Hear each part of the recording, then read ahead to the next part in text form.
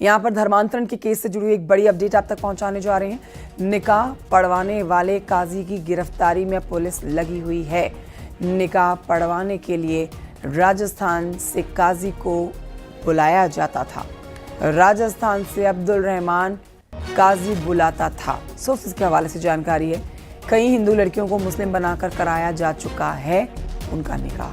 हिंदू लड़कियों को मुस्लिम बनाकर किया जाता था निकाह।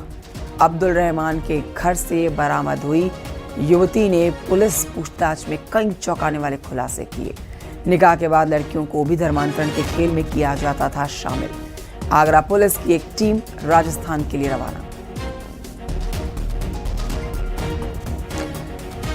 कामिर कुरैशी से लेते हैं और जानकारी। कामिर, ये पूरा मामला बहुत पेचीदा। यहाँ पर मास्टरमाइंड भले ही गिरफ्तार कर लिया गया हो, लेकिन इसके तार दूर दूर तक फैले हैं।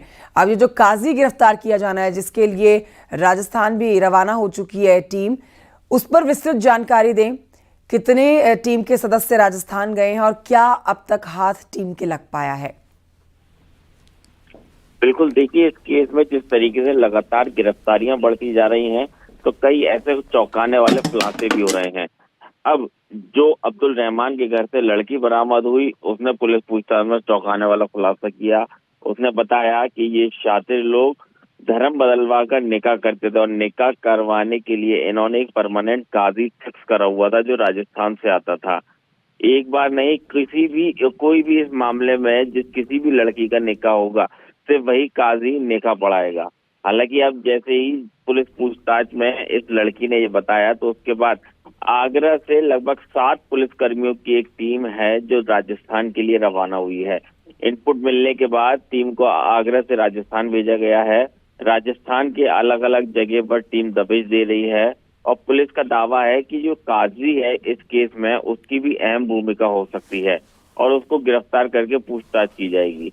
कुल मिलाकर कह सकते हैं कि जब काजी को गिरफ्तारी होगी तो उम्मीद जताई जा रही है और भी कई पहलू इस केस में निकल कर आएंगे और कई नए नाम जोड़ सकते हैं। जी, शुक्रिया आपका कामिर कुरैशी जानकारी के लिए।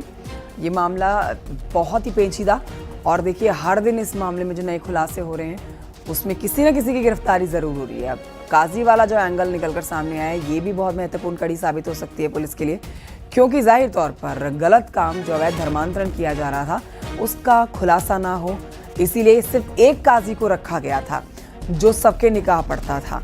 राजस्थान से स्पेशली यहाँ पर आता था, जो जानकारी मिल रही है सोर्सेस के हवाले से। अब्दुल रहमान इस काजी का नाम है। अब इसी की धरपकड़ के लिए 4 अधिकारियों की टीम जो है, पुलिस की जो टीम है, वो राजस्थान के लिए रवाना हो चुकी है।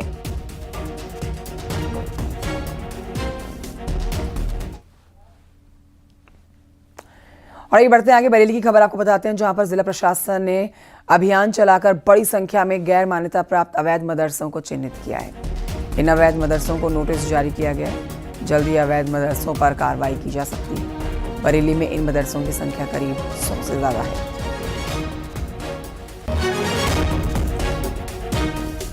देखिए, हमारे यहाँ पर जो गैर मान्यता प्राप्त मदरसों की संख्या है वो लगभग 122 के करीब है। और अभी इसको लेके हमें जिस तरह से आगे डायरेक्शन हमारी गवर्नमेंट देगी या हमारे प्रमुख सचिव लेवल से प्राप्त होगी, उस पर हम आगे कार्रवाई करना हमारे स्तर से अपेक्षित है।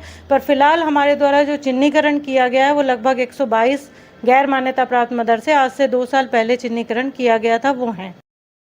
देखिए, ये जो मदारिस इस्लामिया हैं, इनके बारे में सौतेला व्यवहार आज नहीं हो रहा है, बल्कि ये समाजवादी पार्टी से इसकी शुरुआत हुई और अब ये जो है वो चरम पर है।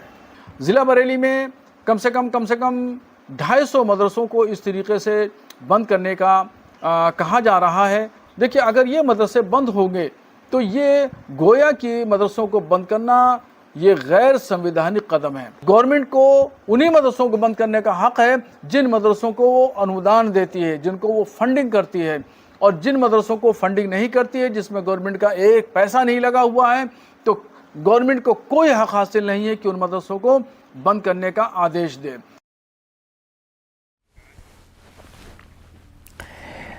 अयोध्या में बैकुंठ धाम में खड़ी बस में अचानक से आग लग गई। फायर ब्रिगेड और पुलिस की टीम ने हालांकि आग पर बमुश्किल काबू पा लिया। गनीमत रही कि हादसे में किसी की जान नहीं गई। बताया जा रहा है कि शॉर्ट सर्किट की वजह से इस खड़ी बस में आग लग गई।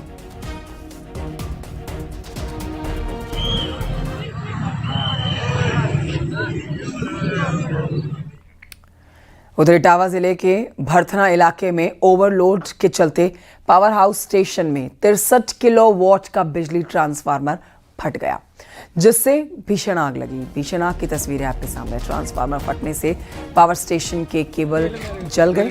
आग लगने की वजह से भरथना में बिजली सप्लाई बाधित हो गई।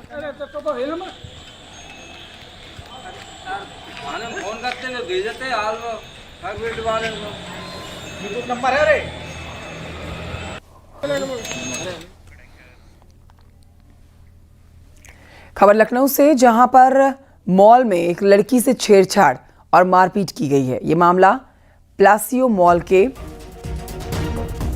टॉनिक बार का है। बाउंसर परवेज और उसके 4 साथियों पर आरोप है। विरोध करने पर आरोपियों ने मारपीट की है। घटना में पीड़िता का भाई घायल हुआ है।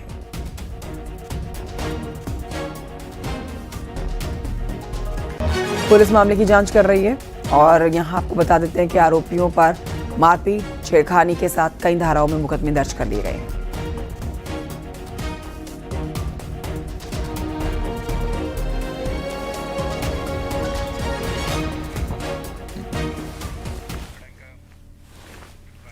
खबर उन्नाव से है, जहां पर पुलिस मुठभेड़ में 25,000 का इनामी घायल हो गया। जिला अस्पताल में उसे भर्ती कराया गया। बदमाश पर लड़की की हत्या का गंभीर आरोप है। वारदात को अंजाम देने के बाद से आरोपी फरार है। यहां मुखबिर की सूचना पर पुलिस ने चेकिंग अभियान चलाया तो ये शख्स पकड़ में आया। इसके पैर में गोली मारी गई। भागने की कोशिश कर रहा था। खेड़ा पर संदिग्ध व्यक्तियों और वाहनों की चेकिंग की जा रही थी। उसी समय बाइक सवार अभियुक्त दिलीप आते हुए दिखाई दिए, जिसे रोकने का प्रयास किया गया तो इसके द्वारा पुलिस पार्टी पर फायरिंग कर दी गई। जवाबी कार्रवाई में दिलीप के पैर में गोली लगी, जिसको तत्काल इलाज हेतु जिला अस्पताल एडमिट करवाया गया। अभियुक्त के पास से एक 315 बोर अदर तमंचा, एक जिंदा कारतूस और एक खोखा कारतूस बरामद हुआ। शेष अग्रिम विधिक कार्रवाई की जा रही है। खबर मथुरा से, एनकाउंटर में बदमाश को गोली लगी है। यहाँ बदमाश की पहचान निखिल उर्फ निक्की के रूप में हुई है। बदमाश के कब्जे से एक तमंचा, जिंदा कारतूस बरामद किया गया। धौली प्याऊ फाटक के पास में रेलवे ग्राउंड में मुठभेड़ हुई। मुखबिर के द्वारा धौली प्याऊ रेलवे ग्राउंड के पास में एक बदमाश के होने की सूचना प्राप्त हुई, जिसके तुरंत इसमें उसकी घेराबंदी की गई। बदमाश के द्वारा पुलिस पार्टी पर फायरिंग की गई और जिसके चलते पुलिस के द्वारा भी आत्मरक्षार्थ जवाबी फायरिंग की गई, जिससे बदमाश के पैर में गोली लगी, जिससे वो घायल हो गया। घायल बदमाश की पहचान निखिल उर्फ निक्की के रूप में हुई।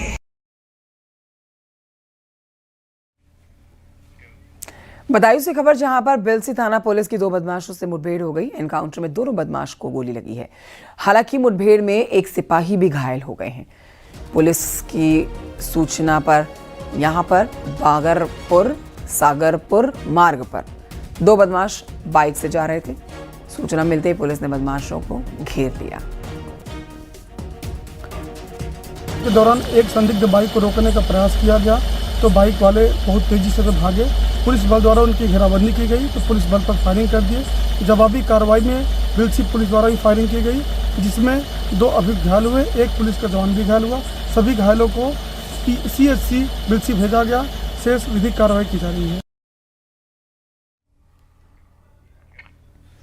संभल के सैकड़ों गांवों में ड्रोन की अफवाह से लोग रात भर जागकर पहरा दे रहे हैं। हालांकि पुलिस ने ड्रोन और चोरी की घटनाओं से इनकार किया है। अफवाह फैलाने वालों के खिलाफ NSA के तहत कार्रवाई करने की चेतावनी दी गई है। बताया जा रहा है कि वायरल वीडियो के जरिए अफवाह फैलाई जा रही है।